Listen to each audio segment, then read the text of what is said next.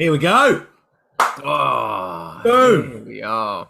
The end of phase 2, my friend. I can't believe it. My mind's blown.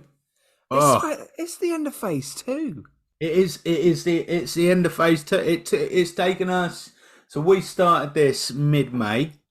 Yeah. Currently, well, you could say mid to late August. Yeah. Here we go. You know, when you said to me, you're like, these are going to fly by. We need to pace ourselves. And mate, this really has flown by.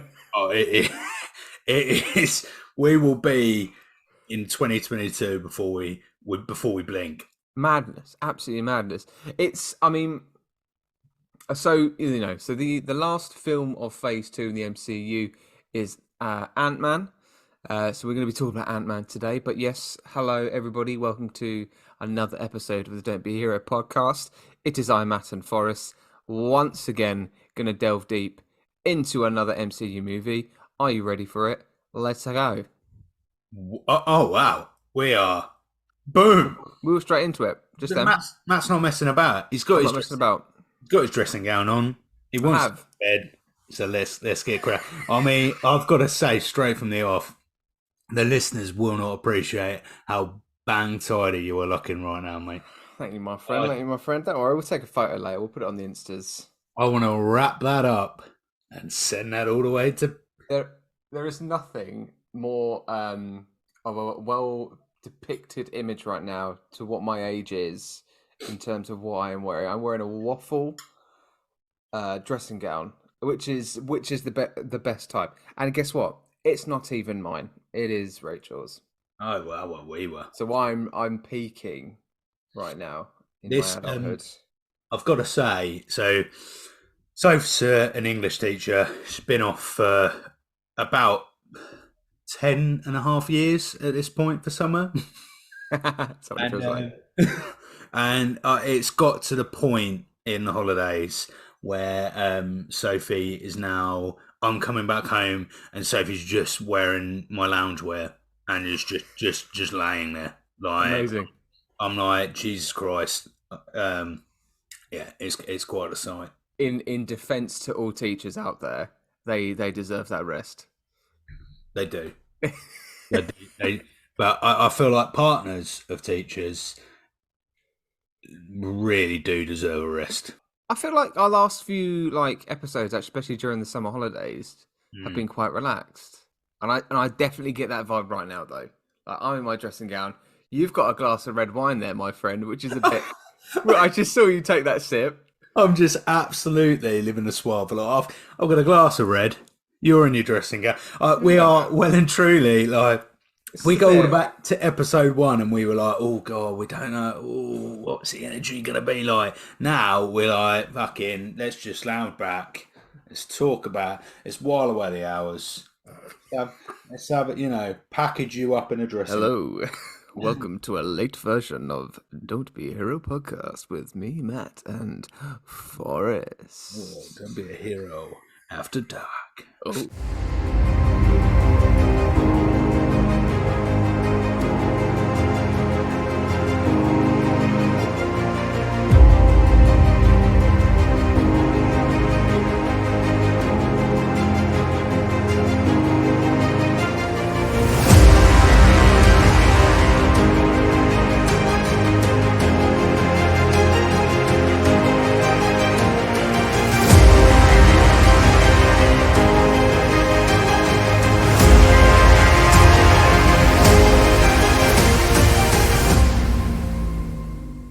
I'm going to hit you with the summary. You ready? I'm so. This is the last summary of phase 2. Let's just relish in this moment. It's just relish. Okay, that's just relish. Okay, here we go. I'm going to hit you up. Forced out of his own company by former protege Darren Cross, Dr. Hank Pym recruits the talents of Scott Lang, a master thief just released from prison. Lang becomes Ant-Man, trained by Pym and armed with a suit that allows him to shrink in size, possess superhuman strength, and control an army of ants. The miniature hero must use his new skills to prevent Cross also known as Yellow Jacket, from perfecting the same technology and using it as a weapon for evil. So basically, the whole plot for the first Iron Man movie, right? Oh, Mike, are we starting straight there? Oh, I'm about to take a bite of my chicken, but no. Yes, a Do you know what I hundred. mean? Do you know what I mean? Literally, the first 5 minutes, I saw Darren Cross. I was like, "There's Obadiah." Pim. Yeah. Oh, there's Hank, aka Tony. Howard Stark. Bish bash bosh. Like, I was like, okay, it is a complete rip. Yeah. That arc is a complete rip. The story of okay, let's have the antagonist with another version of the same suit that does exactly the same thing, but they will use it for evil. Like, oh, okay, okay, all right, fine. Which is like, okay, fine. It's cardboard cutout kind of stuff there. Initial now, before I go straight into a massive rant. Initial thoughts, Forrest. I know you got a face full of food, my friend. I have. I'm trying to eat. Yeah, it's bizarre. Anyway, that is happening. Do you know what? Aside from the clear rip of Iron Man and Obadiah, but because for me, until the end, I feel like they're going to right the wrongs of Obadiah, right? Darren Cross, I quite like the villain of Darren Cross, and I thought, oh, we gonna get a longer life for Darren Cross. No, but having rewatched it, I've got to say I quite enjoyed it for what it is. I did. I took away the Marvel element. I took away the phases, and I thought, right, I'm just going to watch Ant-Man as if it's its own film. I thought it was good. It gave me Home Alone vibes a little bit in certain scenes. It gave me good comedy vibes in other scenes. Paul Rudd is quite good in various parts of the film. I got a good I got a good sense of Marvel being involved, so I quite like when he goes to the headquarters for Shield. Yeah. The Avengers base, shall I say? It's not. Yeah, it's not Shield. It's the Avengers base. Quite like that. Yeah. So overall, reasonably happy. What about yourself? Do you know what? I'm gonna tell you a little. This is where my head's at with this movie. So, like I said in the last episode, I said I will go in with a clean slate, with a blank canvas, and just try and just pretend of any kind of preconceived notions I had of it prior to watching it for the first time, and I'm gonna go in clean. So I did. That's literally what I did, and I went, oh, you know what? Like you say, Forrest, the first kind of moments I didn't really enjoy, but there were moments in Ant-Man that I was like, oh, okay, I get it. But there was this overarching kind of almost like cloud, like peering or like just magnifying and getting bigger. This cloud turning into rain and then a thunderstorm of kind of going that feeling of the Hulk when I was watching the Hulk, where it was like there's something fundamentally wrong with the pace of this movie. Or how the story's being told, section by section, moment by moment. It didn't not to say it wasn't as jolty as Edward Norton's Hulk, but there were just moments where I was like, oh, this is serious. Oh, this is a comedy movie. Oh, this is that bit of script. Oh, that's interesting. There was moments of drama. There was moments of kind of like, so Adam McKay came into, and I had to do a bit of research here. So there's been issues with kind of the script and the direction of this. So I think Edgar Wright was on board originally with Joe Cornish. Yes, he was. Yes, he was. I forgot all about this. Do you remember this? Yes, because Edgar Wright being part. So Shaun of the Dead is my favourite ever film, and I keep going on about Matt about the Cornetto trilogy. Yeah. And yes, Edgar Wright was confirmed for Ant-Man, and it absolutely had me buzzing. Yeah.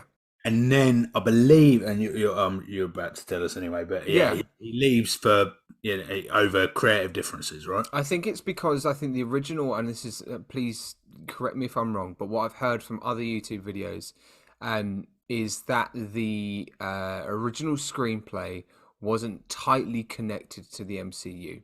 And obviously, by this point, and I think it was like a 10-year project for Edgar Wright. He's always wanted to do an Ant-Man movie, and Mm. it was never tied into the MCU. But obviously, Kevin Feige was like, K Dog, being K Dog has to have a LinkedIn and all that kind of stuff, which is fine, which I'm all for, to be honest. I feel like even now, if we were to have an MCU movie that isn't, well, a Marvel movie that isn't connected to MCU, I wouldn't particularly be that interested in it.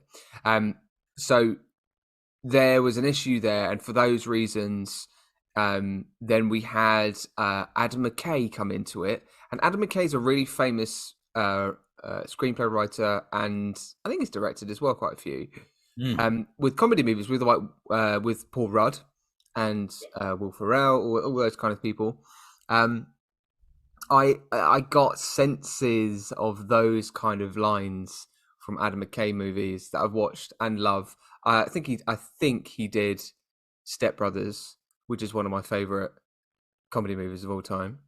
Um, there's kind of like funny one-liners that Paul Rudd obviously naturally delivers perfectly, and which I loved in Ant-Man. But again, there was just this kind of moment with certain characters, like Hank Pym's daughter.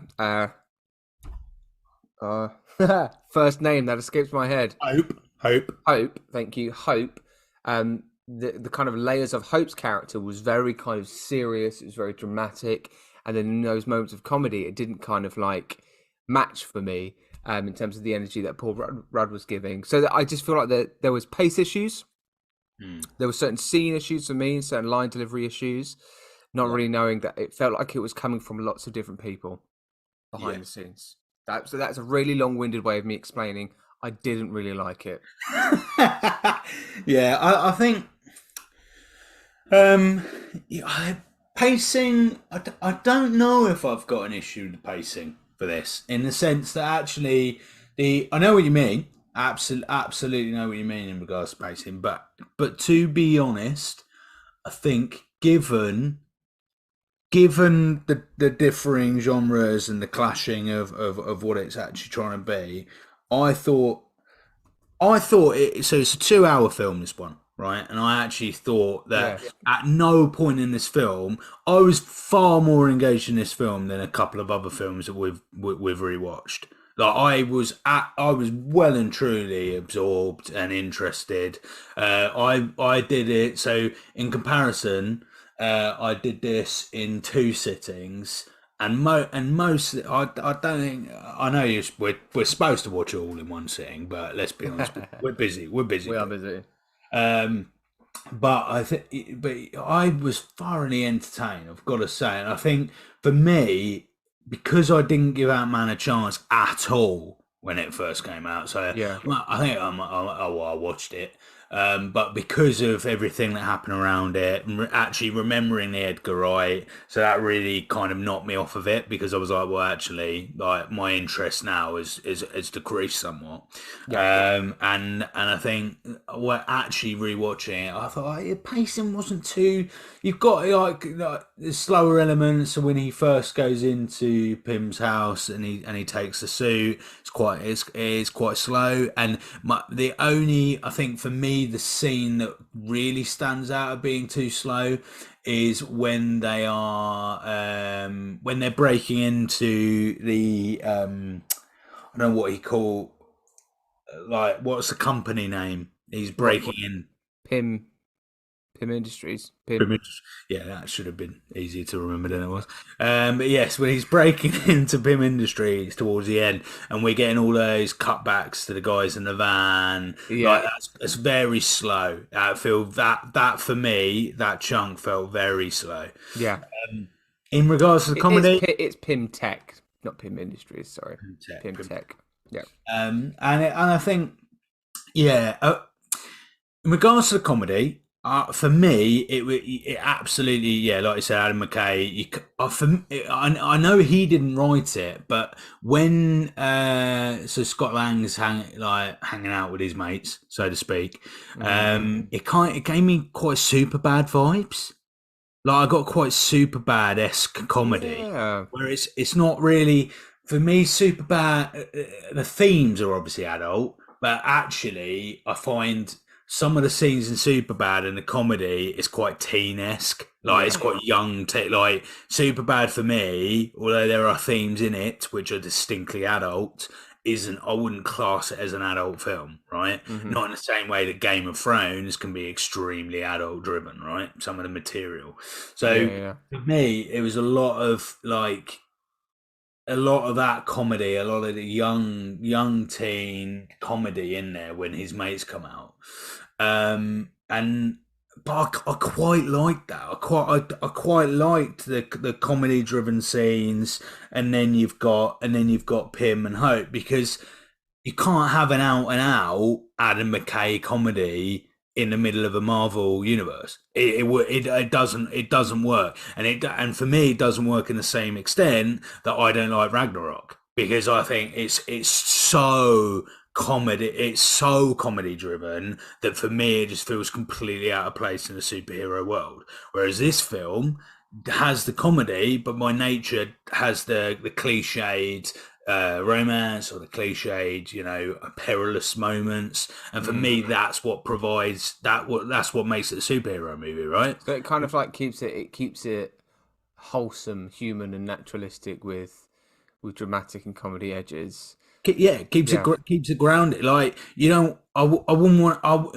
I'm not there to watch an out and out comedy. That's not what a superhero. Because then, for me, that Ant Man can never possibly be treated as serious when Mm. in upcoming films, right? Mm. And I do think we're gonna get.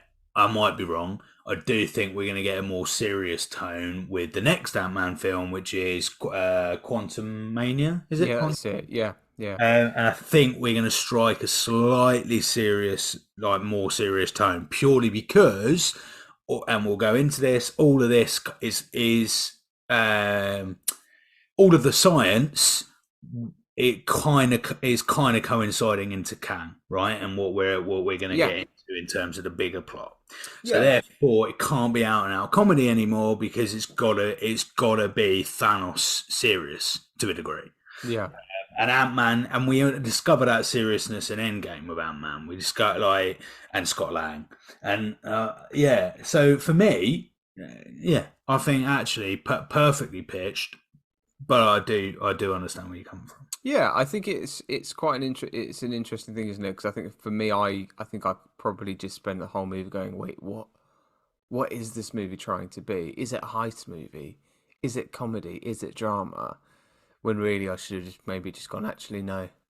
It's all, I don't know. I couldn't find anything that was distinct or unique in the movie from my kind of standpoint. With every Marvel movie that I watch, I want to go, oh, those moments make me remember about that. Like Winter Soldier, Mm. what I love about Winter Soldier is the fight scenes.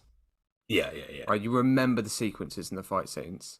What I love about Iron Man in the first movie is the relationship between Tony Stark and uh, Obadiah. Yeah, so you've got things, and as well like the original entrance for Iron Man in that kind of Mark One suit. There's certain things that kind of make me distinctly remember certain movies, and nothing in this movie makes me think of a moment. Go, oh yeah, that was a good moment.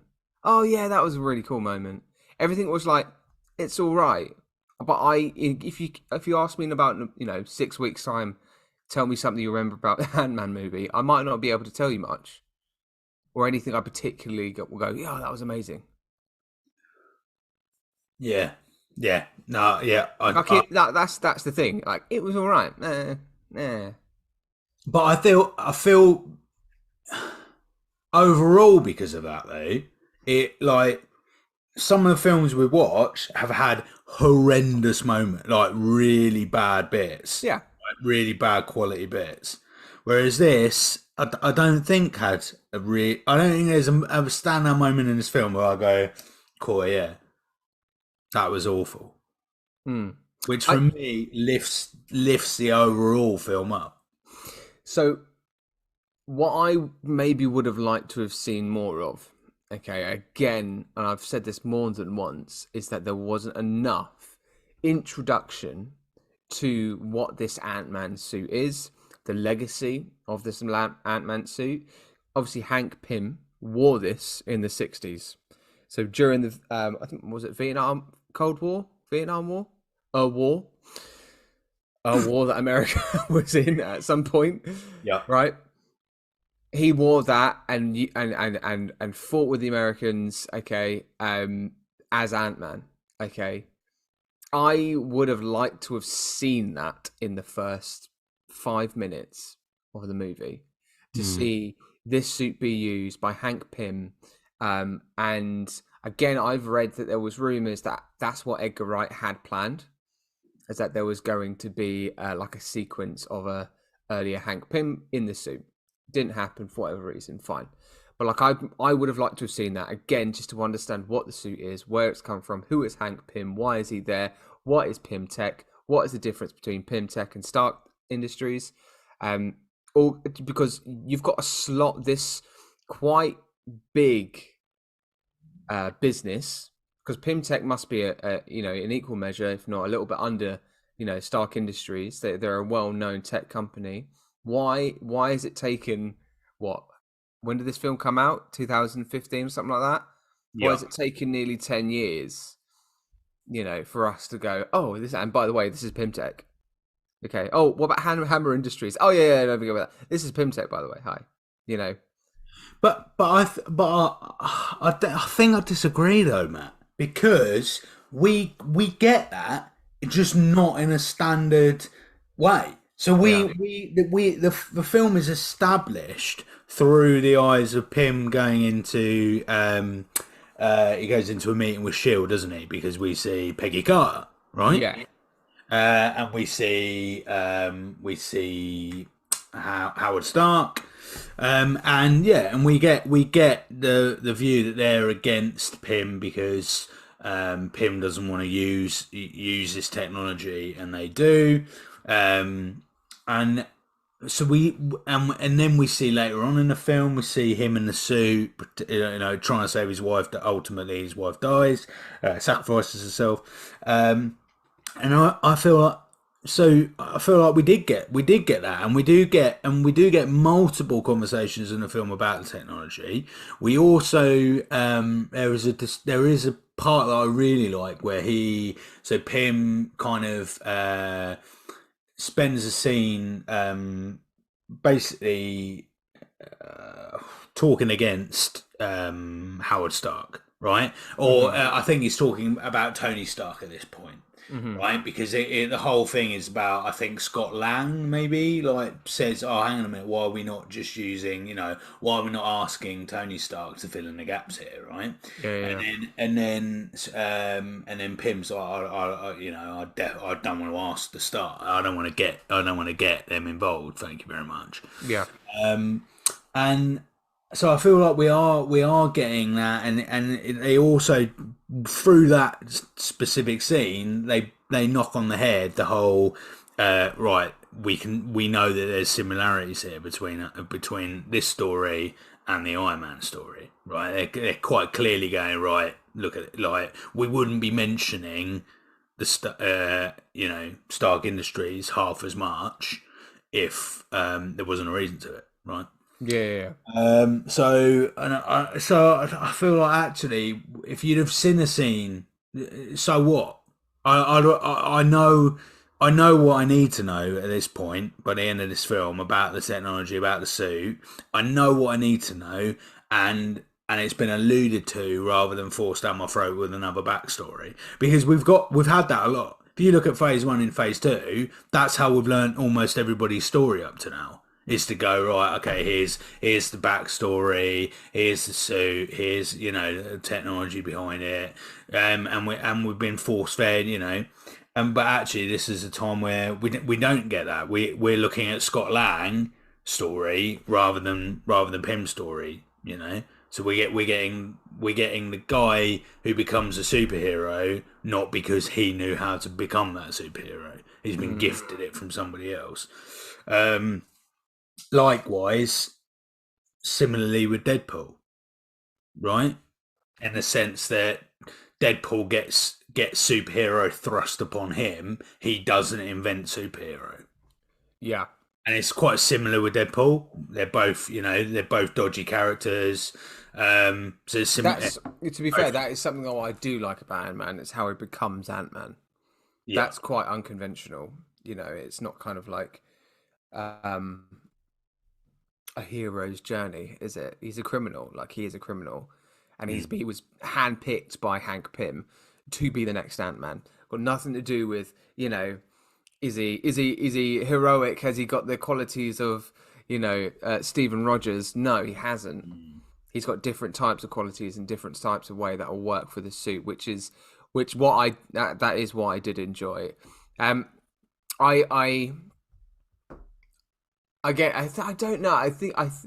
I don't know. I think I'm just a lazy audience member. I think I just like to just tell me everything. Just tell me everything through a scene so I can see it. Don't say it, just show me. Um, which is probably why I always kind of say these things. But again, I'm just interested in those kind of details. And again, it could be, you could easily have, I keep bloody saying this, but you could easily have a Disney Plus TV show of the Ant-Man or Ant-Man as Hank Pym in the military 60s, 70s, working for S.H.I.E.L.D. during those moments, during those decades, with then Peggy Carter being in that series as well, with Howard Stark. You could probably go back to Dominic Cooper as Howard Stark in that, and then have kind of these episodes kind of playing into it. And you can have all kinds of interesting things going through there as well, from different storylines of Peggy Carter and tech industry, Stark Industries and that kind of stuff. So maybe that was just why my brain was trying to go. I mean, if it were up to you, Matt, I think half of the universe would have a TV series. I don't know whether I'm just kind of trying to put something out in the universe. So someone goes, hey, this Matt guy, he knows what he's talking about. He should come and produce this TV show, right? America, are you calling?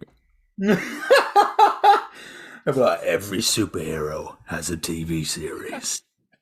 Here's Cauliflower Man. A 20-part season about his journey. Could you imagine me just going into like Disney Plus headquarters and just having a sit-down meeting, and they'll be like, oh, we've heard you from the Don't Be a Hero podcast. That's great stuff. Yeah, but you always seem to be talking about the stuff that you don't like in terms of wanting to make everything a TV series. And I'm like, well, yeah. So I want an Obadiah series. Not enough. It's just not enough, Disney Plus. I want to see more. I don't want a 2-hour film. I want 10 installments, an hour each. Exactly. I want 10 hours. I don't want these silly little shorts of I Am Groot. I want fully funded, big budget, out episodes, Game of Thrones style. Let's hack out the millions. I don't know. Yes, I particularly enjoyed Luis as a character in terms of comedy relief. I think there was some awesome moments there. I think the moments that stuck out for me, again, if I was to be asked, there was a moment you particularly enjoyed. This would probably be anything that came from Luis's mouth. But the flashback, the use of the flashbacks with Luis was very Edgar Wright-esque, I thought. Oh, yeah. To the Winchester kind of stuff. Yeah. You can see that came from him. 100%. And it was fantastic. I think for me, the Luis was, I felt sometimes they kind of hit us over the head a bit too much with Luis, like in terms of the comedy. I think for me, I preferred the scenes with Luis which weren't quite so. I felt the flashbacks, the cinematography is Edgar Wright, but actually you can tell maybe I'm wrong. Maybe those scenes are written and and designed, whatever. But I feel like sometimes we were knocked on the head a bit by that comedy. Like it was too Yeah. much. Like, oh, and then he told me this, he told me that, and it's like the power of three, but they did like five people, and by that time I was a bit like, all right, okay, I'm kind of lost. Like, it's too much information is being fed through three people for this to be a funny moment. Mm-hmm. Whereas my favourite Luis moment was was actually in Pim. What did you call it? Pim Pimtech. Fintech, where he takes out the guard, and then where he comes back and he goes, "Oh, sorry, mate, I forgot about you." And he's like in the middle of this absolute warfare, and he's helping this guy like pulling him out, and so it's just little. I felt a little tidbits of Luis were far better than the flashbacks. But first one or two flashbacks were quite funny. The general idea was funny, but I feel like it could have been executed better. Yeah.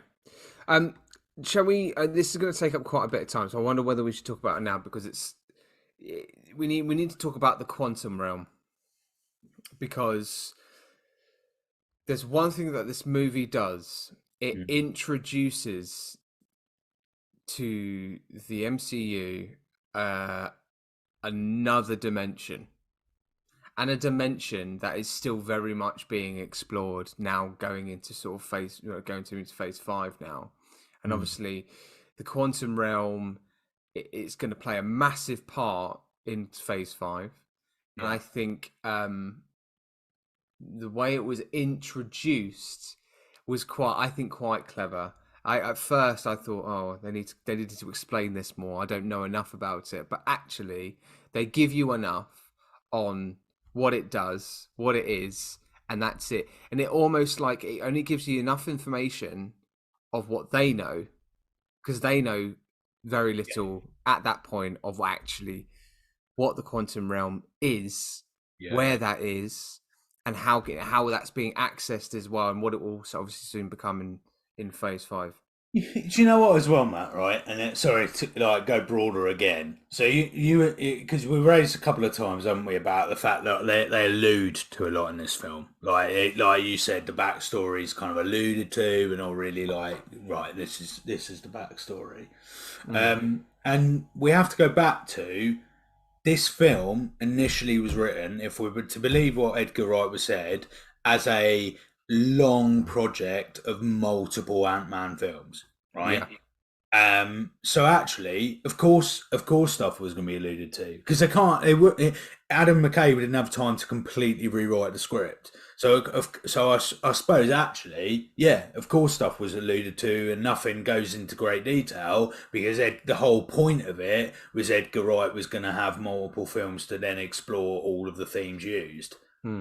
So it kind of does back that up, I suppose. But yeah, but like even then, like what we saw there, right there and then, in terms of the quantum realm, that is a dimension in the multiverse. The multiverse, obviously, the word multiverse hasn't even been created or even uttered at that point. No one's thought about that concept.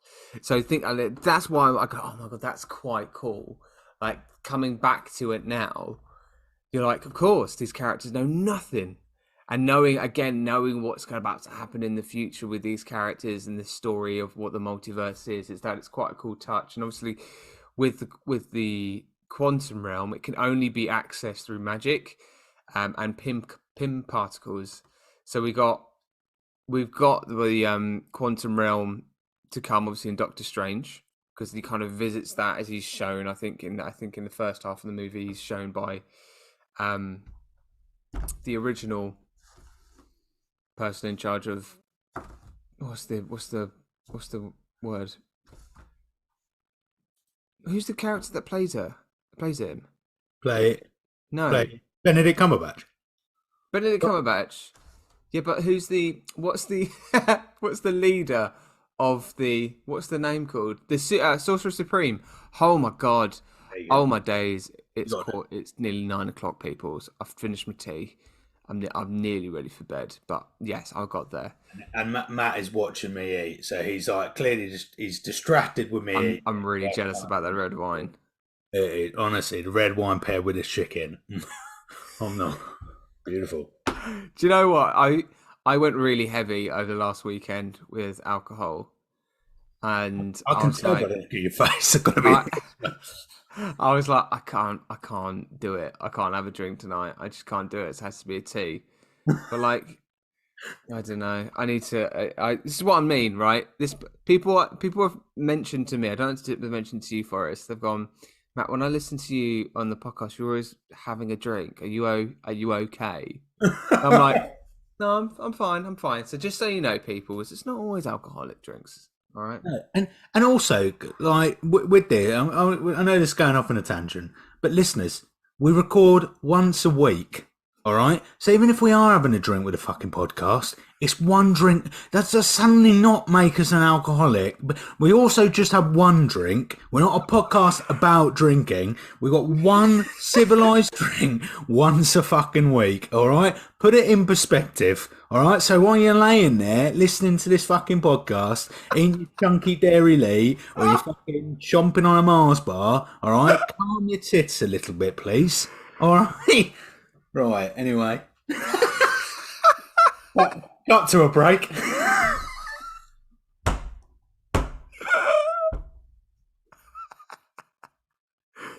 What a way to lose everybody listening, Forrest. That's very true. I thoroughly enjoy all of your company. Keep tuning in. We will.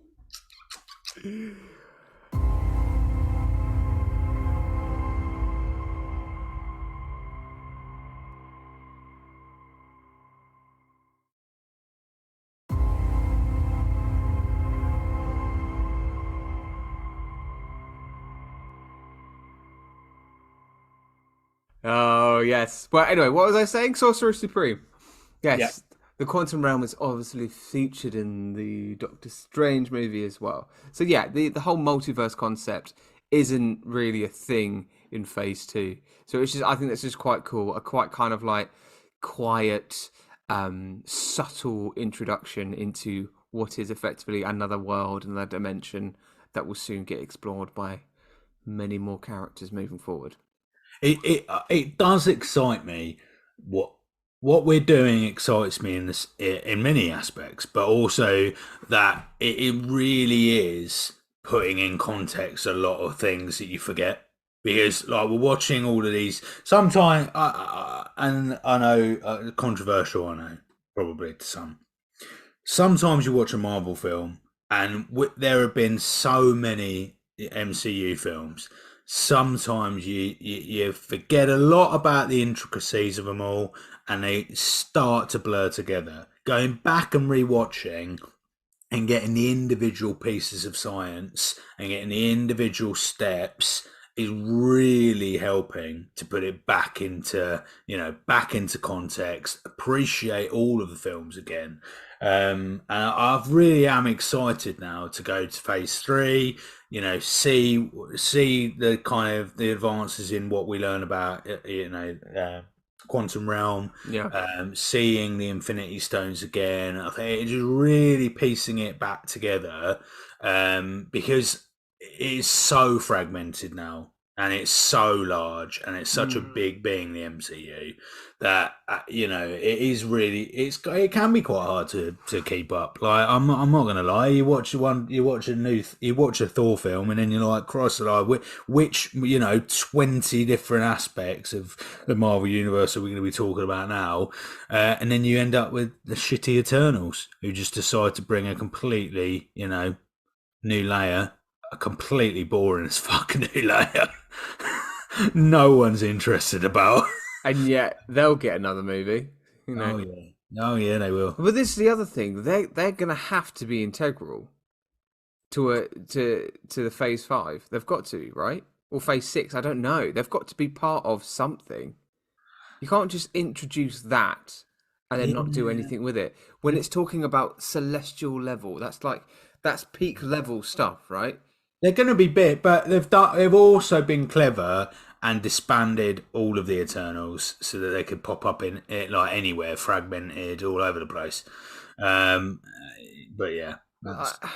I just, I don't want to start ranting about the Eternals because it just upsets me. But But the fact, I'll just say it now, but like the fact that right now, obviously post Eternal movies, there is a frozen celestial on Earth, like sticking its hand out, and no one's mentioning it. Like no one's mentioned. Oh yeah, that celestial that nearly kind of like blew up the planet. Oh yeah, it's kind of like poking its head out with its hand, and no one's talking about it. Not even Spider-Man spoken about it.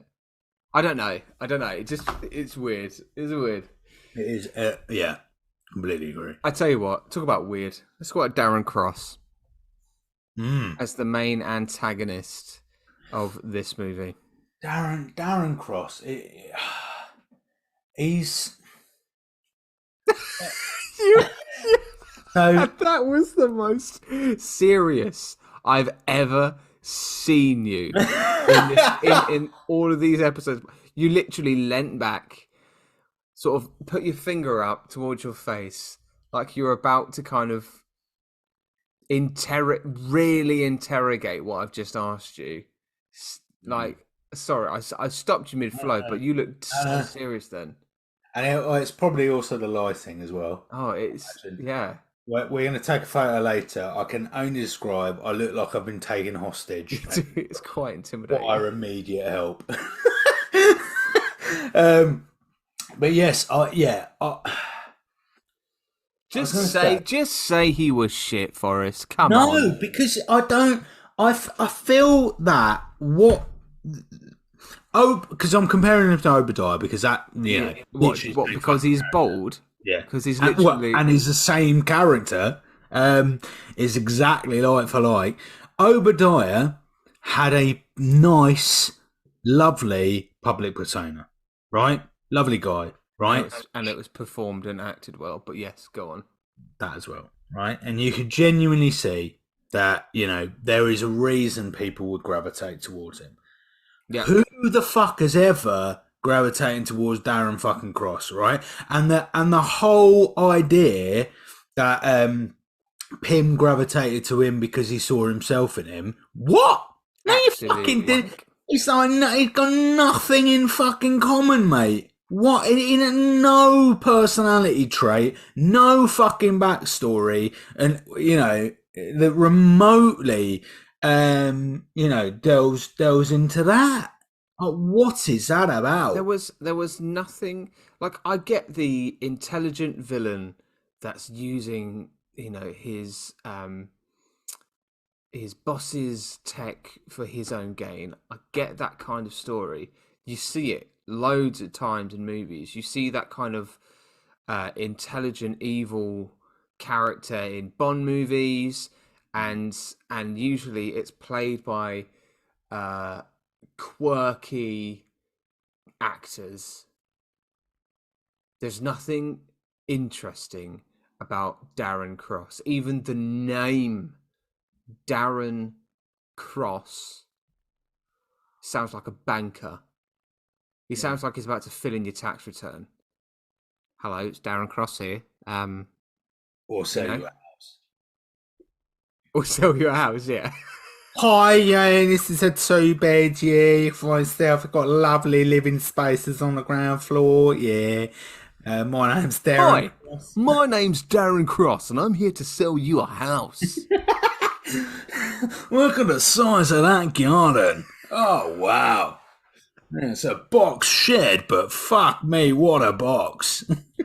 Let's go golfing on Sunday, yeah. Darren Cross. Take my business card.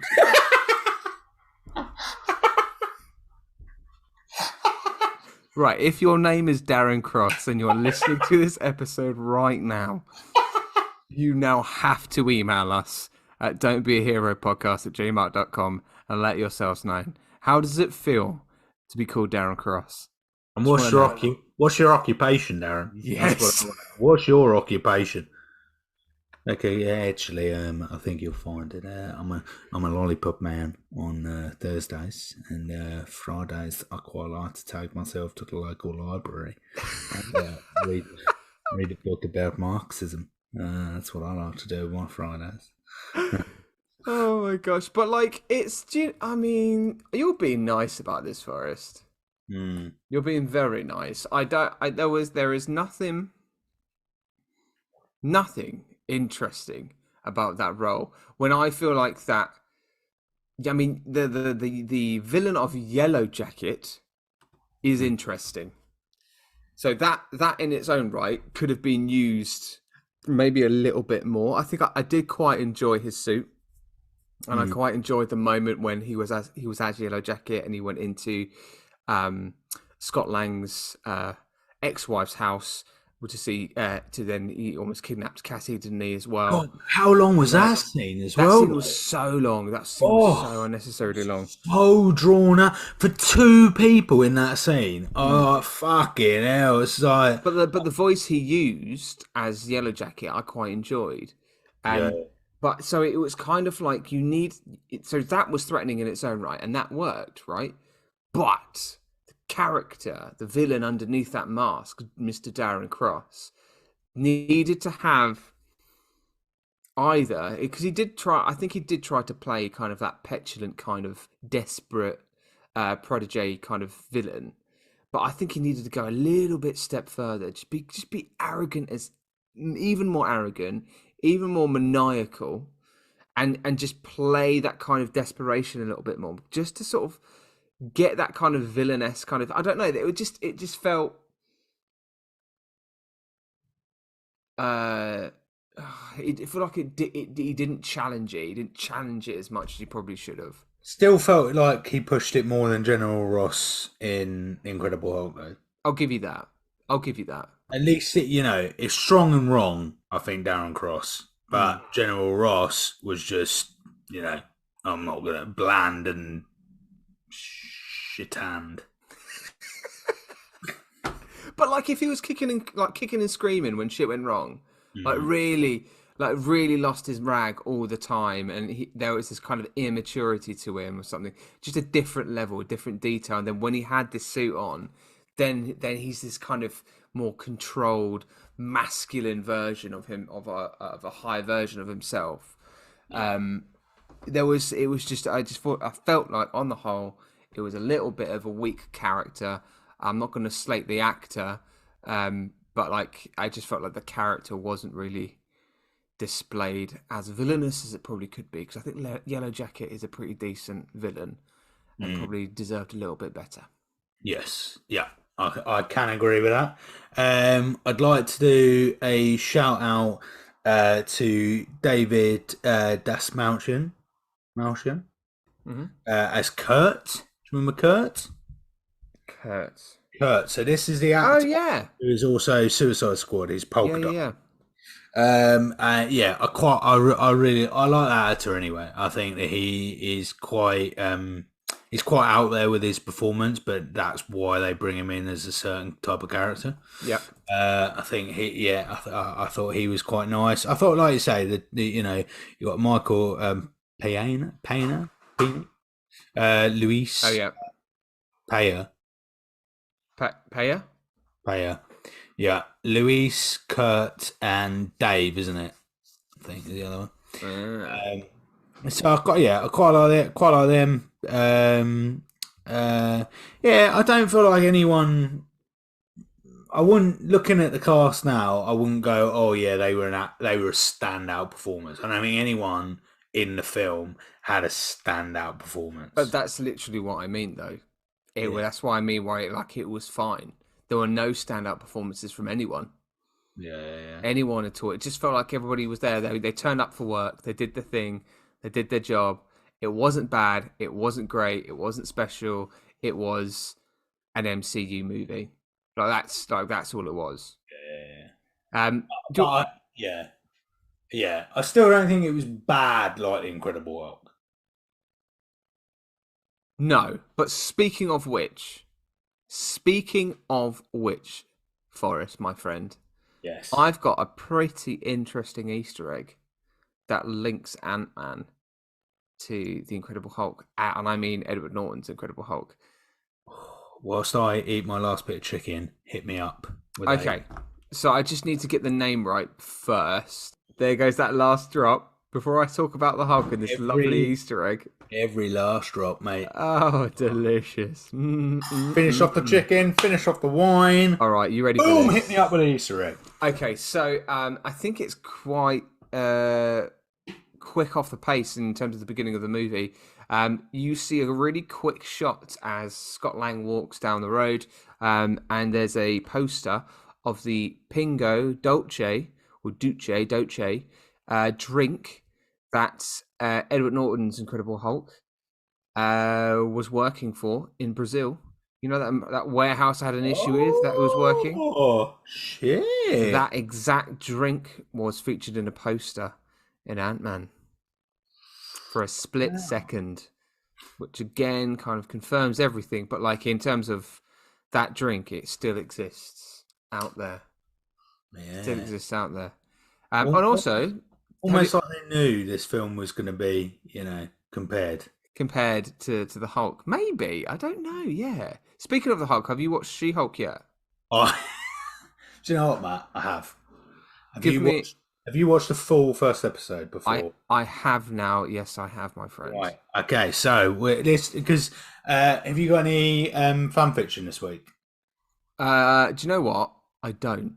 Fine. So let's lead out with some She-Hulk chat.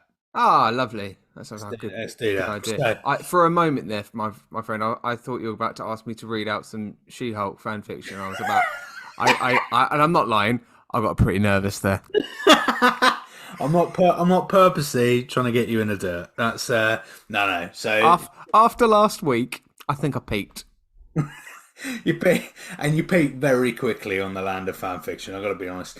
But we will because we'll go into that. But we've got to do a highlight show and then decide what we're going to do following up on Phase 2. Absolutely. Do you want some more Easter eggs? Oh, hit me up, mate. I got some. A couple more Easter eggs. She-Hulk. Boom. Okay, so Christine Everett. Does that name ring a bell? No. Christine Everett is the journalist that was featured in the first Iron Man movie, which is funny because we've been talking about Obadiah, we've been talking about the first Iron Man movie. She's featured as well in the movie, doing a one-to-one kind of like what we are on Zoom right now, like screen interview. I don't know whether it hit the film or not, but I think it's either a deleted scene or on the extended version. I don't remember seeing it when I watched it a couple of days ago, but I've watched a video seeing that there's an Easter egg about it, so it might have been a deleted scene. But they featured her character interrogating and interviewing Scott Lang whilst he was in prison. Ooh. And she mentioned she interviewed Iron Man and all that kind of stuff as well. So she's in it again, so she's there. The other one, last one, which I think again, it's all like, oh, that's really. Why didn't they make more of that? Basically, there is a henchman that is in a few scenes actually working for Darren Cross, and it's really subtle. On his neck is a 10 rings tattoo linked to the Mandarin. Okay, the same tattoo that's linked in Iron Man 3, and also the actual 10 rings as well. So the actual people that captured the fake Mandarin in Iron Man 3. So it kind of links to Shang-Chi. And the idea is that this henchman was trying to get the Pym particles to use for the 10 rings organization. Which are or just trying to learn about it. I don't know, but there's still theories based around there. If you've heard that theory out there and know a little bit more, do let us know. But yeah, so he's there. He gets taken out as well, I think by somebody. I think it might be Scott Lang, and he's still got the tattoo on, so it is very deliberate. It's not like let's just throw this in for a laugh. In every shot he's in, he's got that neck tattoo. Wow. Yeah, Love that. Mid-credit scene also. Pym shows Hope her new Wasp outfit. yes, Ready for Ant-Man. Ready for Ant-Man. I kind of feel like Hope should have suited up in this movie. I think that's literally what we haven't really spoken about Hope's character. I think she, again, I don't know. There was just kind of seriousness at the character that I couldn't really grasp at the time. But then as it deepened in terms of the reason what happened, in terms of why she was kind of pushed out of the family and protected in that kind of respect, because Hank didn't want the same way what happened to Mum to happen to her, which then, okay, I get that. I quite enjoyed her performance. I wanted her in the Wasp suit at the end of this movie. Yeah. I wanted her in that final sequence. I wanted her to take out Darren Cross. That would have been cool. That would have kicked us. 100%. Yeah. Because then you could have played into a little bit more of the angst, kind of like, I'm working for this absolute douchebag. You know, he could have been an absolute arse to her a little bit more, maybe in the movie, just to kind of justify it. And then at the end, you could probably get this really cool moment where Scott Lang goes to take him out, and then, you know, she goes, "No, I got him." Boom. Yeah. End credit scene. Falcon walks in on Captain and Bucky Barnes trying to do something out of Stark's attention. So we're leading into the events of Civil War, which is the next Captain America film, which is, I believe, the opener for Phase 3. Which, yeah, incredible. I love that. Love that little teaser. Civil War is an incredible film. We've got some incredible movies on the way. Phase 3 is pretty big. With Phase 3, before we get there, we need your help. What shall we look at first? What should we look at generally in the middle of the gap between Phase 2 and Phase 3? So you've got What If, you've got Agent Carter, you've got is it Agent Carter? The Agents of Shield. Agents of Shield as well. Agent Shield and Agent Carter, to be honest. Agent Yeah. Carter. We've got loads of TV series that we could look at. Do we go Man of Steel? Should we start with some DC? Do we go completely wild card and do the Cornetto trilogy? There's all sorts of stuff that we can do, and we need your input, our dear listeners. Absolutely. And then what we can do as well is that we can make it a little bit different. We can make it fun. We can come up with good ideas, little tidbits here and there, make it maybe more interactive. Like, we don't have to kind of follow the same format that we follow in our chronological order of the MCU universe. So we've got an opportunity here just to go absolutely wild, my friends. Wild. So send us an email, get in touch with us via Twitter, drop us an Instagram message, however which way, do it. This way, if you're not messaged us before, do it now. Right, do it. Make it loud. Make it compulsory. If you're listening right now, you have to. Mandatory. So don't be a hero podcast@gmail.com or Instagram or Twitter DBAH podcast, or on Instagram don't be a hero podcast. Oh, look at that. Pump it out, mate. Rolled off the tongue there, my friend.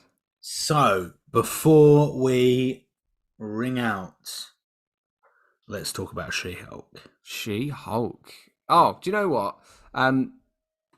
I actually read the reviews before I watched it, and I got really, really super hyped for it. And I watched the first episode, and I was like, okay, fine, yeah, no, yeah. And I was kind of like, no, yeah, it is good. So I did enjoy it. I think you've got some. I mean, Tatiana Maslany is an incredible performer, incredible. So I'm really, really excited to see more of her. Yeah. I think for me, strong points are Smart Hulk. Strong points are some of the dialogue is incredible. So there's a bit where She-Hulk is talking about basically feminism is addressed, right? And she's talking about how, you know, she doesn't need to control her anger because she does it every fucking day. And I love that. I thought that was honestly such a great scene. Yeah, it was really good, really good. And the whole episode has some very strong moments of that. I do think the worst part of the entire episode, and I really, really don't want it to be become common in the series, and I've got a feeling it will do, is when she looks directly into the camera in the first 5 minutes. Yeah. That is the worst part of an MCU related material we have got for many, many years. It is all, please, please, medium, TV medium, cinematic medium, stop fucking doing direct to cameras in a literal fashion. Right, you can do direct to audiences, right, in a different means. Stop looking at cameras. It's not fucking cool, right? Works on stage because there's a whole theory behind it of breaking the fourth wall. Doesn't work on screen. You're just looking down the barrel of a fucking camera and making that medium incredibly fucking cheap. All right, I don't like it in Fleabag. I don't like it in this. No. Deadpool pisses me off with it. Wow. Right? I don't like it, Matt. I can see that, Forrest. I don't like it. I don't want it in my little TV or film places. Oh, okay. All don't right. Like it, Matt. I'll send an email on your behalf, my friend. Kevin, mate, if you're listening, don't fucking do it. All right, I don't want it, mate. I don't want it. The camera's not to be looked in because you're fucking ruining it, mate. Ruining it, which is incredibly ironic because my favourite piece of theatre is Brecht, and his whole goal. That's all about it, right? Is to fuck the 4-4. He loves that. But somehow on stage, it just works. Ooh. On TV and film. Yep. No, okay. I can't. That's why I can never get in the Fleabag, Matt. You can't. People no, clearly. go on about Flea. They love the Fleabag. I love it. It's great. You love it. I can't fucking stand it. Stop looking at me. It's creeping me out. Do you want me to stop looking at you, Forrest? No. Okay, all right. Okay. All righty. Okay then, Forrest. But yes, but no. I get it. I think I kind of agree with you in the respect that if this is within the MCU and this is within that world, within that kind of spectrum, and if it's being played within that kind of thread, as if it is as much as it has a different team, different directors, different vision, different tone, it is still threaded and winded across a multi-storylined thing. It's connected to Edward Norton's Hulk. It's connected to all these threads, and then for all of a sudden to go pop, I'm going to address the audience. Then it does throw. That does, and I get you. I get you with that. I'm used to accepting probably a little bit of that because I like it in Fleabag. I like it in certain moments. I like it in certain movies. Ferris Bueller's Day Off. I think it's great. The way they use that in there, amazing, right? So I get it, but I also like it at the same time from your point of view, buddy. It's fair enough. I can admire your opinion. I like that. But I did know I enjoyed it. I think it's exciting. I'm excited to see more. I want to see more of kind of just where it goes in the grander scheme of things. I think it's going to pull a Loki in the sense that what immediately excited me was that they run into a ship, like a oh my god, what do you call it? Like a spaceship. It is a spaceship. So they run into a spaceship, and that's what causes a crash, which causes their gamma blood to mix, right? And that excites me because Hulk knew what that was, right? So I get the vibe that we're going down a Loki direction where, first 6 episodes are going to be quite, all about She-Hulk, all about, what's her life going to be like, blah, blah, blah. But then I do feel like by the end of this series, we're going to get an incredible, interlink with the rest of the universe. And for that, I'm deeply excited. I really hope this ultimately is going to get us a new Hulk movie. I think it will. Mm. I think it will. I think it will. I think Tatiana's got some absolute acting chops, mate. Huge action chops. So Lovely. I really hope that she will remain in the MCU for a long time as this character. So yeah, I'm excited. I'm excited to see more about it. And maybe we should probably come back to it maybe at some point, and maybe actually do a proper review of it at some point. Maybe, hey, look, if that's something what you want us to review about right now, well, tell us. Just tell us. We'll do it. We'll do it. You just got to tell us. Yeah, yeah. There we go. But Ant-Man, give me how many quavers out, mate? Out of 5 quavers, how many given? Well, not 5. No, it's about. Is it full bag? Is it a full bag? I'm gonna give it. I'm gonna give it half a bag. I'm also going to give it half a bag. Half Maybe bag, just under. Maybe just under. just under. Yeah. Fair enough. Half Yeah. bag of quavers. That's fair. Yeah, half bag of quavers feels odd to be at the end of phase. I think it yeah, just feels odd. It was But odd. we're finished. We That's it. finished phase 2. Phase Well, two's over. And phase 3 is a Oh. fucking roller coaster ride.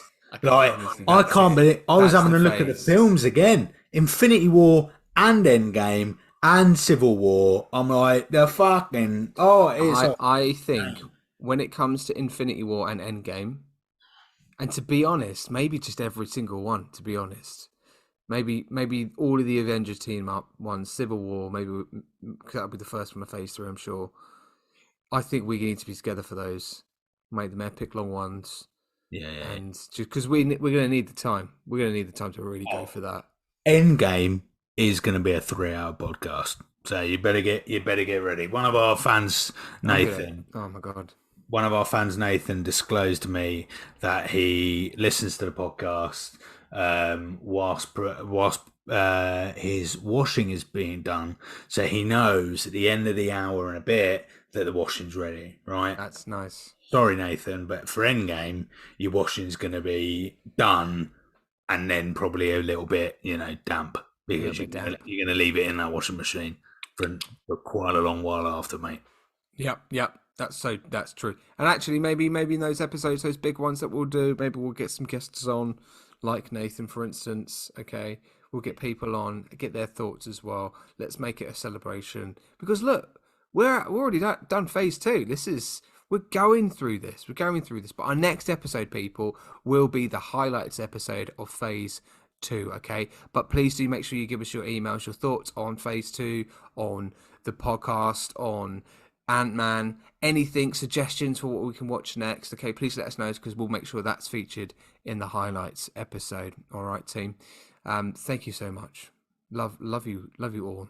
I love you all. I mean, sorry about Forrest's rant earlier about our drinking and the fact that we aren't alcoholics. I can only advocate for the fact that we are. I apologise for I've gone on a couple of rants. Yeah, it's been a stressful week so far for you, mate. You okay? I think so. I'm about to complete on a brand new house purchase, and impatience is not the word. And I think that's badly interfered with my podcast recording this. So I can only apologise. It's all forgiven, my friend. But it's all good. I love all of you, and especially you, Matt.